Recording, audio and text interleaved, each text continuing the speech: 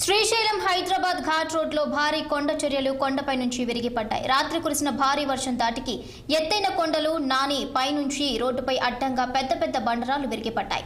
ఇక రాత్రి సమయం కావడం, అదే సమయానికి వాహనాలు రాకపోకలు లేకపోవడంతో పెను ప్రమాదం తప్పింది. మరోపక్క లింగాలగుట్ట గ్రామంలో నెక్కంటి వాగు పొంగి పొర్లుతోంది. వర్షపు నీరు ఉధృతంగా ప్రవహిస్తుండటంతో చిన్న బ్రిడ్జి సమీపంలోని దిగువన 2 మత్స్యకారుల గృహాలు వర్షపు నీటిలో కొట్టుకుపోయాయి. మత్స్యకారుల చేపల వలలు నీటిలో కొట్టుకుపోవడంతో మత్స్యకారులు లబోదిబోమంటున్నారు. శ్రీశైలం జలాశయం వద్ద కొండ చర్యలు విరిగిపడ్డాయి. రాత్రి శ్రీశైలం మండలంలో కురిసిన కుంభవృష్టి వర్షానికి కొండ చర్యలు వర్షం నీటికి ముద్దలా తడవడంతో విరిగి పెద్ద పెద్ద బండరాళ్లు తెలంగాణ ఆంధ్రని కలిపే రహదారిపై పడ్డాయి. గతంలోనూ పలుమార్లు వర్షాకాలం జలాశయం రేడియల్ క్రస్ట్ గేట్లు ఎత్తిన సమయంలో నీటి తుంపర్లు పట్టడంతో గతంలోనూ కొండ చెరువులు విరిగిపడిన సంఘటనలు ఉన్నాయి.